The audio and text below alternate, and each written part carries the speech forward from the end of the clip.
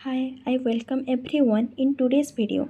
In today's lecture, we will see about the concept of realism and we will understand the basics of realism in short term. Okay, so what is realism? Realism is a dominant theory of international relations which try to understand the relationship among the nation states by using power politics. Okay, it understands the relationship among the nations by using power politics, hence it is called realpolitik. This theory is also called as realpolitik or political realism. It is also called political realism. Okay, then second thing, it emerges as a critic of idealism. Okay, as a critic of idealism, the previous theory which is given by the Norman Angel, they argued that human nature is very good cooperative. As the human nature is cooperative and good, this this ensures that there should it is easy to establish cooperation among the member states of the world or nation states among the world.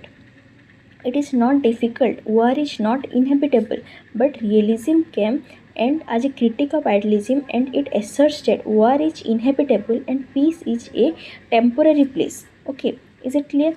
Then in next thing we understand realism का time period कितना था. It emerge during the inter war periods. Inter war periods के time में ये emerge होता है. Okay, inter war periods कितना time होता है 1920 to 39, and after World War II it gained momentum. It became a popular theory. Is it clear? Then the next thing is that realism में main कौन होता है? Statism. States are the main actors in realism. Okay, states are the main actor in realism. States are the rational actor. They know, they are rational, they are self-sufficient, they are the unitary actor who can decide the best for themselves, and state always thinks in terms of national interest in order to fulfill their national interest. But there are many national interest. Which national interest is good, which national interest is prioritized? So this is ensured through, that is security and survival. Security is the national interest and survival.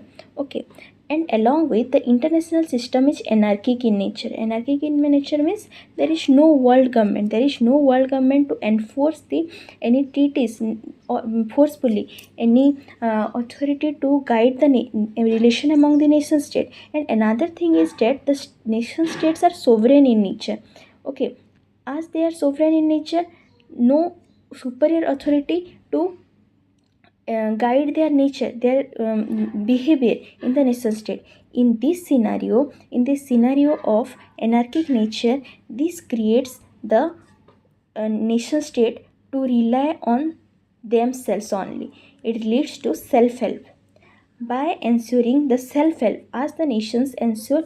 First point हम क्या जाने कि ये statism इस state के ऊपर believe करता है. देन ये जो स्टेट हमेशा बिहेव करता है in terms of national interest, and सबसे ज़्यादा इंपॉर्टेंट नेशनल इंटरेस्ट क्या रहता है? Security and survival. And another thing is that in international system it is anarchic in nature. Nation states are sovereign, so there is no authority to bind any law, any treaties on the nation states. They rely on the self-help. Then the third thing is that as they are relying on the self-help, okay, self-help, this creates they're asserting their power, they're increasing their power, maybe internally or externally. Internally means they are developing their capabilities, and externally by increasing their capability with forming alliances or coalition with other nation state. This creates the situation of security dilemma, because कोई एक nation जब अपना power को increase करता है, वो दूसरे nation के लिए इनसिक्योर हो जाता है. This is called security dilemma. Okay, security dilemma और cycle of insecurity. It creates cycle of insecurity for other nations, and it creates the trust deficit because the lack of communication among the nation state. It creates trust deficit because of security dilemma. and जब trust deficit होता है, उस again start करते हैं balance of power. Balance of power was coined by which was coined by Otto von Bismarck. And balance of power के लिए वो जो जितना टाइम सिक्योरिटी डायलेमा का कंसेप्ट वो लोग फेस करते हैं, सिक्योरिटी डायलेमा जब फेस करेंगे तो वो लोग बैलेंस ऑफ पावर करने के लिए रेडी होंगे. एंड बैलेंस ऑफ पावर कैसे कर सकते हैं? Internally by increasing there capabilities and externally by making alliances or coalition with other nation states. And these cycles continues as in order to secure the maximum position. And it is natural, and this cycle creates the phenomena that war is inhabitable. war होने को ही है, उसको हम टाल नहीं सकते. And piece जो होता है वो टेम्पररी प्लेस होता है. This is the just gist of realism. If we will try to understand some features of realism, then we will conclude like this, that the first feature that it believes that human nature is pessimistic in nature. Pessimistic means human का nature कैसा होता है? Human are self-interested, greedy, they only think for themselves. As the state is the enlarged form of the humans, so the state also reflects the same quality, that is self-interested, greedy, pessimistic. Okay, these features are reflected by also the states. The twin systems of realism, that is the national interest and power. National interest and power जो होता है तो twin sisters होते हैं. This is the second feature. Okay, and statism बताई थी, जो कि स्टेट में स्टेट होता है वो रैशनल एक्टर होता है, वही मेन एक्टर होता है in the international relation. Then cyclic view of history. Realism believes in cyclic view of history. That means history is about repetition and recurrence.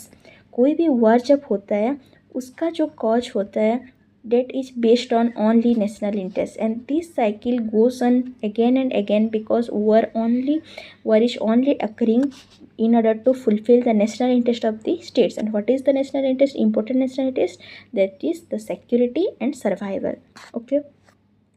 And the next thing is that this security and survival are ensured through various means. These are discussed by the realist. What are the various means? The first thing is that through power, national power, which is understand that power is something through which I can change the behavior of the other states. But in new realism, Kenneth Waltz, it is understand like capabilities. In next video we will see this type. Then second thing, the diplomacy of the state crafts. State crafts जो state actor रहते हैं उनका diplomacy भी बहुत matter करता है in order to influence the relationship among the nation states. Then third things, the scientific nature of the realism. It studies what it is, not what should be. What is the position and power, what is the position of the nation state in the hierarchy. So it claims that it is scientific and empirical in nature. It rejects the domestic politics. It is not believing the universal moral principles like liberty, equality, justice. This is not binding upon the theorist of realism. Okay. And जैसे हम पढ़े कि anarchic in nature, that global world order is anarchy in nature, ये वही believe करता है. Then ये क्या बोलता है, वर्क को हम कैसे अवॉइड कर सकते हैं? Through balance of power only. And balance of power was coined by whom? That is the Otto von Bismarck. Okay. Then some proponents अगर हम देखने को चाहे तो कौन कौन होते हैं उसका proponent? Machiavelli, Thucydides, then Adolf Hitler. So they justify their claims in terms of national interest. Morgenthau, Hans J. Morgenthau, Thomas Judge, F. Kennan, E. H. Carr, N. G. Spikeman, Reynold Neighbor, Kenneth W. Thompson. These are the some supporters of realism. This is all about some brief information about the concept of realism. Thank you so much for watching.